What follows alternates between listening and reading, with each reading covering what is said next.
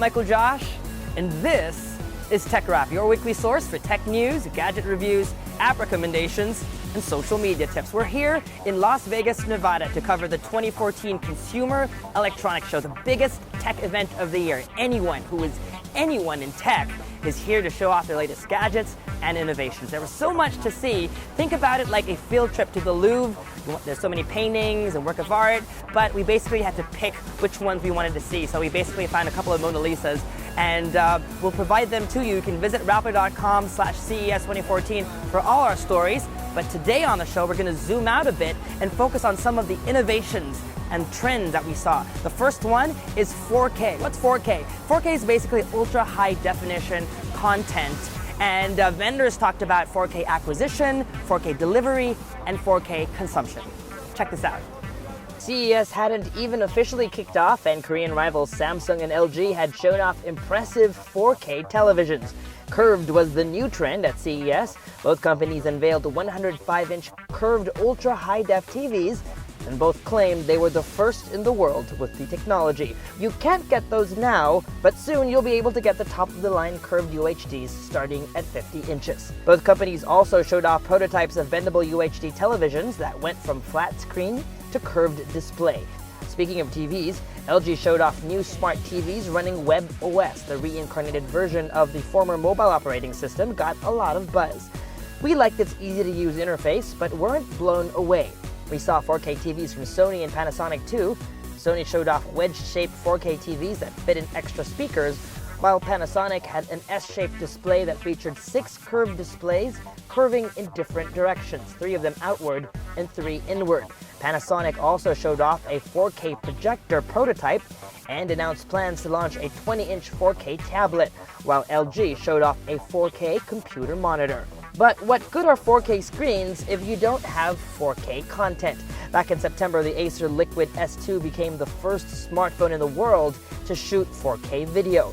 Then in October, the Samsung Galaxy Note 3 followed suit. At CES, we saw more smartphones that could shoot 4K video, including the Nubia 5S from Chinese manufacturer ZTE.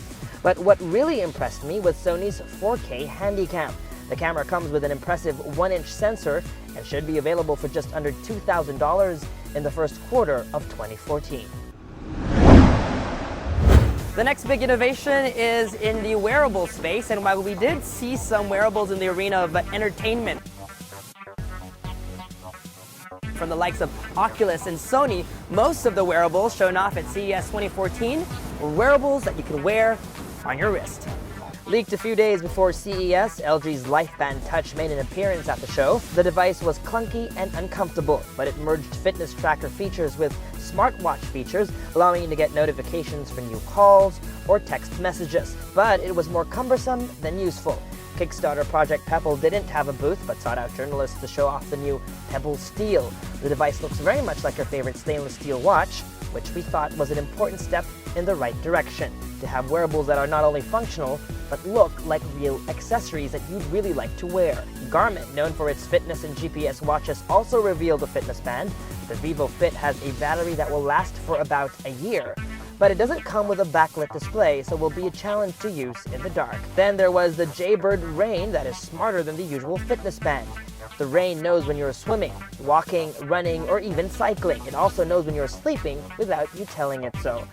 But our favorite band of the bunch was Sony's new Core-based smart band. The Core is a removable tracking chip that can be worn in a variety of ways. Sony's smart band, which arrives in March, is soft, comfortable, and waterproof. What's a smart car? Maybe one with smartphone integration, or one of those self-driving cars from Google. But at CES 2014, we saw a whole lot of tricked-out vehicles. Toyota showed off a couple of fancy concept cars at CES. The FV2 looks like a motorcycle from the future with a digital exoskeleton. The Tron-like vehicle doesn't have a steering wheel, gas pedal, and brake. The iRoad is a 3-wheel ultra-compact car with 0 emission. We saw the car in action, and it looks like a perfect vehicle to navigate Metro Manila's busy streets. The car uses active lean technology, where you shift your body weight to either side of the vehicle to move in that direction. The FCV concept car is a 4-seat sedan that runs on hydrogen fuel cells. The hydrogen-powered car performs as good as the Tesla electric car, but takes only minutes to recharge. Audi demoed a self-driving car to a select group of journalists, but while the car is smart enough to drive without your help, it will try and wake you up if you fall asleep. If you don't in 10 seconds, it will automatically park the car, put on your hazard lights, and call 911. We spotted BMW's first electric car, the i3, all over Vegas. Samsung also had one at its booth that showed off Galaxy Gear integration. For now, the smartwatch can access the car's battery level and control things like locking the doors and honking the horn. For an additional $1,000, you get the car's self-parking features where no human input is necessary. And that was TechRap. For news and updates, don't forget to follow Rappler.com on social media. Join our conversations on Twitter and Facebook using the hashtag TechRap. And if you have any tech questions, send me an email. It's techrap@Rappler.com. Next week, we'll be back in the Philippines and we'll be delivering another year of gadget reviews, app recommendations, and everything else in between. From here in Las Vegas, I'm Michael Josh. Thanks for dropping by.